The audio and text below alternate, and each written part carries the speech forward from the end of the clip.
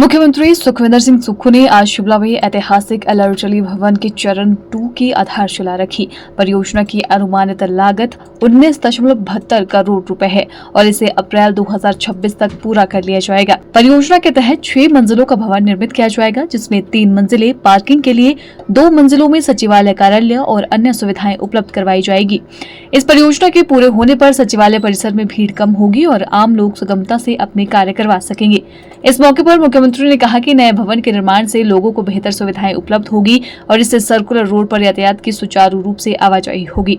वहीं इस दौरान मुख्यमंत्री ने विमल नेगी की मौत मामले में भाजपा पर इस मुद्दे का राजनीतिकरण करने का आरोप लगाया। उन्होंने कहा कि राज्य सरकार किसी भी तरह की जांच के लिए तैयार है। अगर ईडी नादौन में छापेमारी कर सकता है तो सीबीआई की जांच भी करवाई जा सकती है। उन्होंने आश्वासन दिया कि राज्य सरकार निष्पक्ष और पारदर्शी जांच के लिए प्रतिबद्ध है। उन्होंने कहा कि सरकार इस मामले के प्रति संवेदनशील और गंभीर रुख अपनाकर कार्य कर रही है। सभी विमल नेगी की मृत्यु के पीछे की सच्चाई जानना चाहते हैं। भवन का शिलान्यास किया है, काफी अकोमोडेशन हो जाएगी। जो गाड़ियां ऊपर मिनिस्टर्स की सबकी खड़ी होती है, सड़क के किनारे हिंड्रेंस रहती है, ट्रैफिक जाम रहता है, उससे भी इसका निजात मिलेगी। नहीं तो 10-10 मिनट तक ट्रैफिक जाम रहता है और काफ़ी अकोमोडेशंस की जो कमी थी उसको इस एलर्जी भवन के निर्माण से पूरा किया जाएगा। देखिए, सरकार गंभीर है हर विषय पर। परिवार ने जो कहा उस बात को हमने माना है। हमारे राजस्व मंत्री ने बार-बार हमसे इस मामले में बात की है। अब 2 रिपोर्ट सामने आएगी और सरकार सभी प्रकार की इंक्वायरी के लिए ओपन है। भारतीय जनता पार्टी की तरह राजनीतिक रोटियां नहीं सेक रहे हैं। किन परिस्थितियों में देहांत हुआ ये देखना बहुत जरूरी है और क्या कारण रहे, उन कारणों की जांच की जा रही है और निश्चित तौर पर परिवार के प्रति सारी सरकार की संवेदनशीलता है। उनकी वाइफ से भी मेरी बात हुई है, लेकिन जिस प्रकार भारतीय जनता पार्टी उसमें राजनीतिक रोटियां सेकने लगी है और जिस प्रकार भारतीय जनता पार्टी ये सोच रही है कि उनके देहांत के पीछे किसी ने कोई षड्यंत्र किया है, वो उनकी सोच गलत है। वो तो कहीं भी आ सकते हैं। वो किस चीज़ के लिए मांग कर रहे हैं कि सीबीआई की?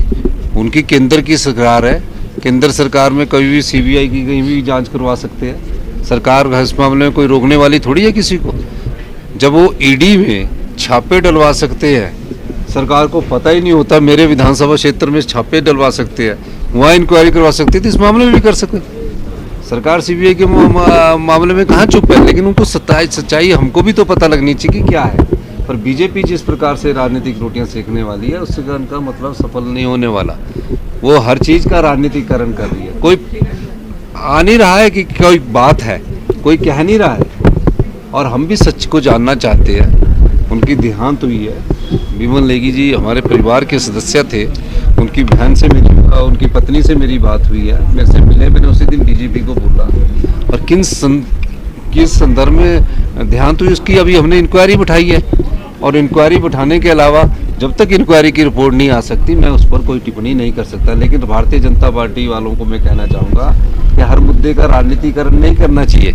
राजनीतिक रोटियां सेकने के लिए बहुत मुद्दे हैं और वो अपनी पार्टी के अपने 5 गुटों में बटी हुई भारतीय जनता पार्टी है, उससे उभरने की कोशिश कर रहे हैं। वो सिर्फ ध्यान भटकाने की राजनीति कर रहे हैं। विमल नेगी की मौत से उनको कुछ नहीं लेने वाला, उनके परिवार से भी कुछ नहीं लेने वाले। कोई उनके परिवार से संवेदनशीलता भी नहीं प्रकट करने वाले। परिवार के काम तो राजस्व मंत्री जगन नेगी जी आएंगे क्योंकि वो वहाँ के लोकल एमएलए हैं, उनके परिवार के सदस्य हैं।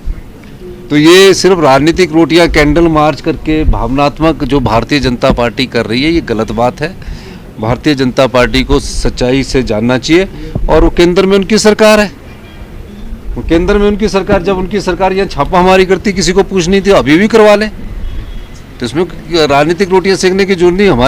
हमारी सरकार जनता के हित में काम कर रही है और जिस प्रकार से प्रदेश छोड़ कर के जयराम ठाकुर जी को 1 लाख करोड़ रुपया ज़्यादा मिला है, सरकारी कर्मचारियों का एयर तक नहीं दे के गए, पर अपनी कुर्सी बचानी है जयराम ठाकुर जी ने, तो इस प्रकार की राजनीति को वो हवा दे रहे हैं। देखिए, सीडब्ल्यूसी की बैठक हमारी रूटीन है, एआईसीसी का सेशन है, इस दृष्टि से कौन सा आगे काम कर। Bureau report, channel 9, Shimla.